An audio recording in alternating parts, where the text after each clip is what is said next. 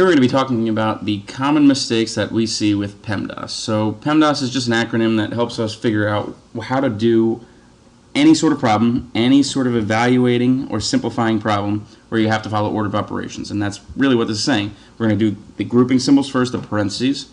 We'll see that actually it's not just parentheses, but we'll talk about that. Then we do exponents. Multiplication and division here are clumped together because we actually do both of those at the same time. We'll just work left to right if it's just those two. And same kind of thing with addition and subtraction. We just work left to right if it's just those two. Alright, so the easiest thing here is just work through practice. The best way to get better at math skills, especially like PEMDAS, is just to practice it and try it on your own. So really, what I would advise that you do is try each problem before I go over it, and then check to see if you did it correctly. I'll show all the steps, I'll explain it if you need help. I would definitely recommend that you try it on your own before just copying down exactly what I'm saying in writing. So the first thing I want to do on number one is really just look at the operations. Here we have a minus sign, that's subtraction. We have division, we have addition, and multiplication. So I just want to use this as a checklist. I don't see any grouping symbols, I don't see any exponents. I do see multiplication and division. I have both of those. Make sure you work from left to right. On this one it doesn't make as much of a difference, but make sure when you just have division and multiplication, you actually go from left to right. So I'm going to do this division first. That's 4 divided by 2. I'm going to keep that minus sign. That's really important. This minus sign gets carried down. It's 8 minus whatever I get from this. 4 divided by 2 is 2. Now I can do the multiplication. So that's 3 times 5, that's 15. The plus sign gets carried down. Now I have subtraction and addition. Again, these are on the same level. We're going to work these left to right if it's just those two. So it's 8 minus 2, that's 6, plus 15 would give us a positive 9. Alright, so in number 2 we see that we have the addition out in front. This is a really common mistake, that you'll do this addition before you do the multiplication in between the 4.3 and the parentheses.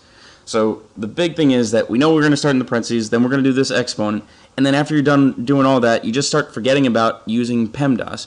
You want to make sure that you followed it every single step. So we're going to start inside the parentheses, and we're going to follow order of operations inside of there too. So we have subtraction, and we have this exponent. We're going to do that exponent first. 3 to the third power is 27. 3 times 3 times 3. Then we're going to finish inside the parentheses by doing the subtraction. 27 minus 6 is 21. So we have multiplication here and an exponent here. We're going to do the exponent first. That comes first in PEMDAS. So that'll give us 441. We still have that multiplication, and we have addition. We need to do this multiplication first. Even though that's out in front, we still have to do this first.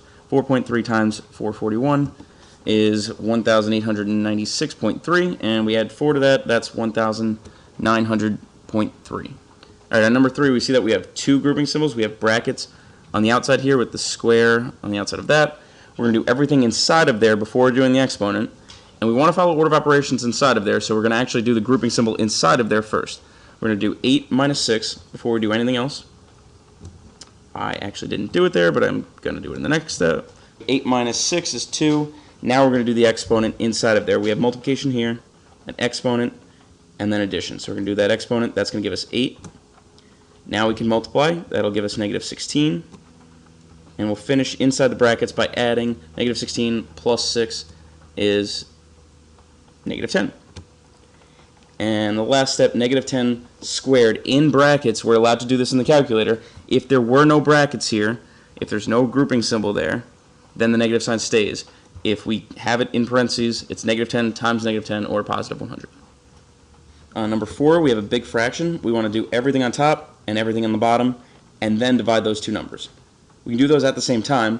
I'm going to start by dividing on top and dividing on the bottom. This is multiplication and division. We're going to work that left to right. This one's addition and division. We have to do division first. So that gives us 6. This gives us 4. And we just have one step left on both the top and bottom. That'll give us 16 when we add, and give us 8 on the bottom when we multiply, and then divide. That'll give us 2. Alright, so number 4, we have a division problem out in front, then multiplication, an exponent, subtraction, and another exponent. Let's work the exponents left to right.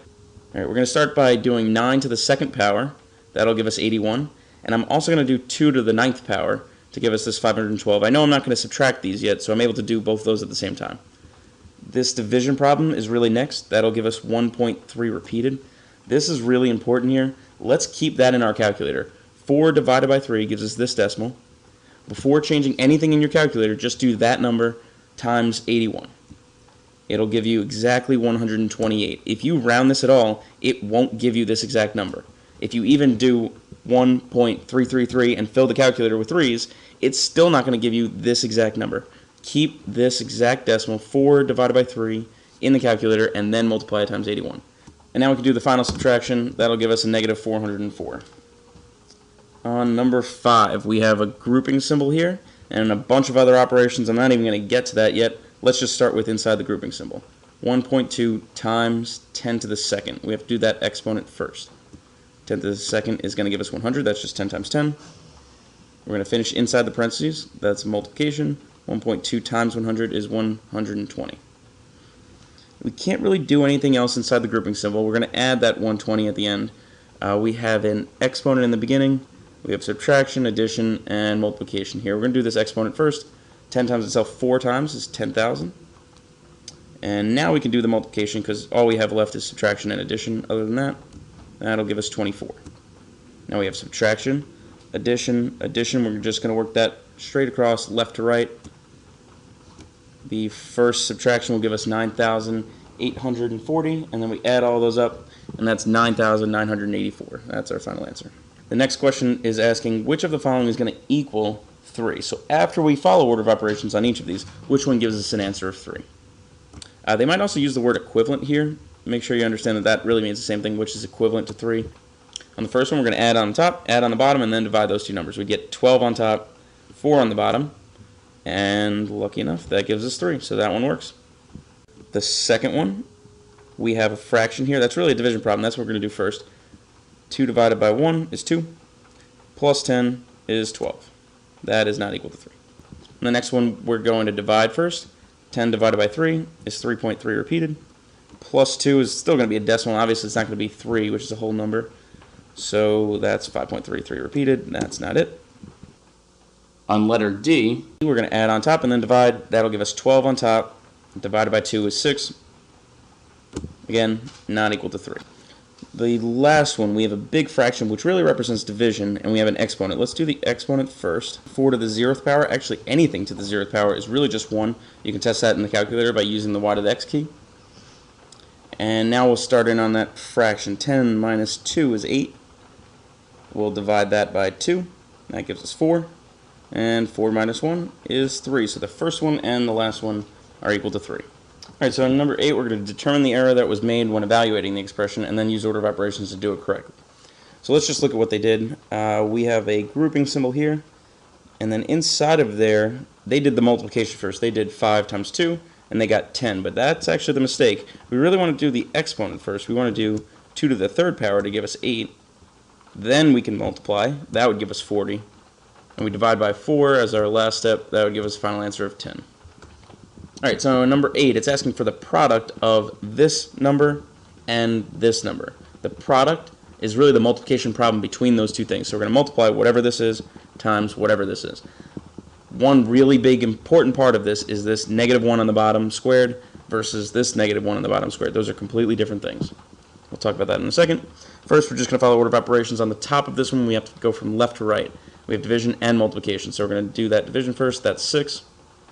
And we'll square this negative 1. When it's in parentheses, we can trust the calculator. Negative 1 squared is negative 1 times negative 1 or a positive 1. And now we'll just multiply that out on top. That's going to be 12. And 12 divided by 1 is 12. On this second one, we're going to multiply 3 times 2 and then subtract that from 8. 3 times 2 is 6.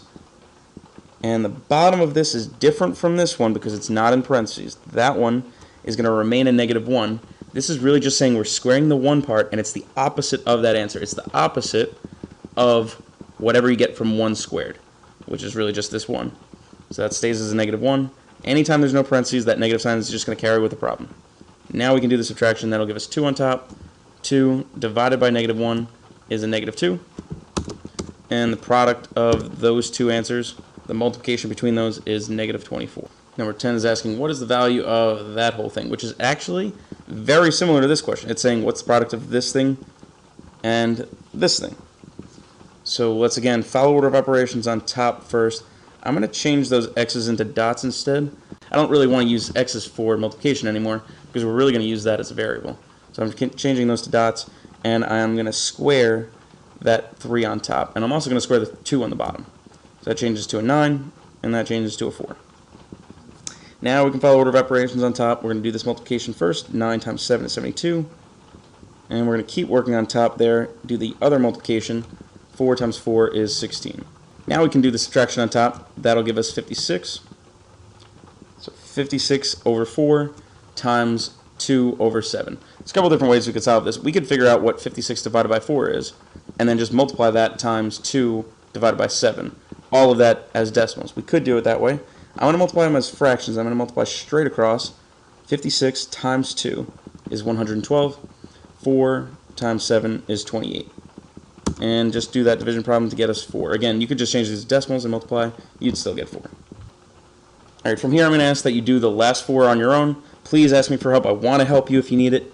If you get stuck on anything, please ask for help.